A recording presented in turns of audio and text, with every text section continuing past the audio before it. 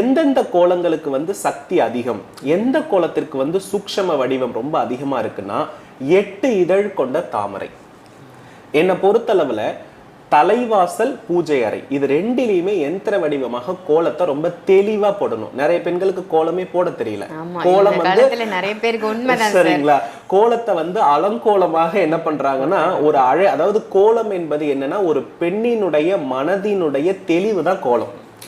எந்த பெண் வந்து அழகாக கோலம் போடுகிறாங்களோ அந்த பெண் போல ஒரு வழிகாட்டக்கூடிய செயல் வந்து அந்த குடும்பத்துல யாருமே இல்லைன்னு அர்த்தம். இப்ப எல்லாம் பெண்கள் போடுறதுக்கு பதிலா அதுக்கே ஒரு வேலைக்காரங்க வச்சுக்கிறாங்க. அதனால வந்து கட்டாயமா என்ன பண்றது இல்லைன்னா அந்த பெண்ணுக்கு இருக்கக்கூடிய தெளிவும் பொறுமையும் யாருக்கும் இருப்பதில்லை.